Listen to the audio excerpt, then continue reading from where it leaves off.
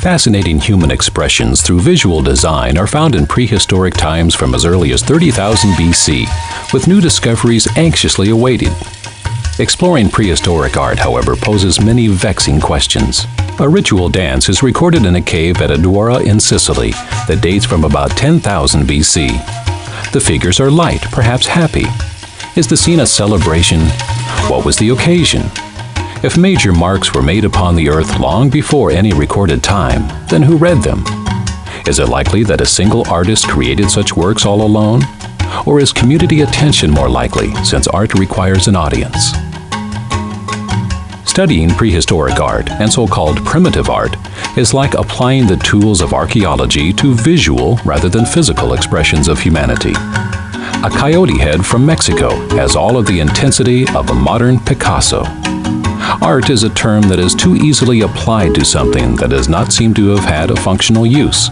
But in any time period, there may be concern with true beauty, with or without regard to function. Some of the works shown here have been published many times, such as an ibex-headed spear thrower from May Dizil in France, while others are little known.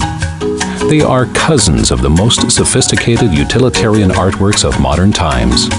All of these arts are expressions of human ideals that help us to learn about ourselves and the world around us. The simplest of the prehistoric artworks, sometimes even hard to find in their natural settings on exposed rocks or on cave surfaces, are linear patterns that are called petroglyphs if they are engraved into stone or earth, or pictographs if they are drawn or painted on rocks or caves. One theory is that these drawings first appeared by accident. Through time, a person enjoying the cool and relaxing activity of trailing his fingers in soft clay might have eventually created markings that were recognizable images. In the context of early hunter-gatherer life, survival depended upon capturing a bison or a deer.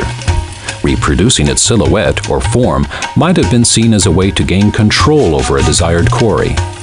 With the addition of the right directions, success might even be guaranteed.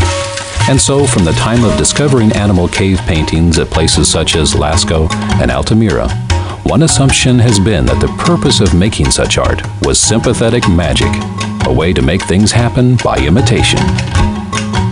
Human form follows animals as the main subject of prehistoric art. The Venus of Willendorf, found in Austria and dating from about 25,000 BC, is one of the last images treated in this section because she is like a summary of early human hopes and ideals. She reminds us that art is essential to life. Art goes far beyond tool making, with which it is sometimes confused, since both are the earliest workings of human hands.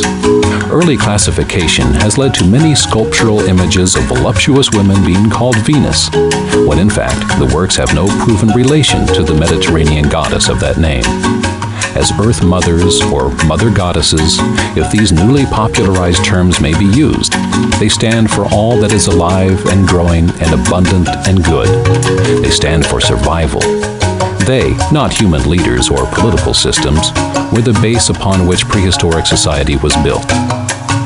Early societies established themselves on basic beliefs and were extremely resourceful in adapting to their environments for survival.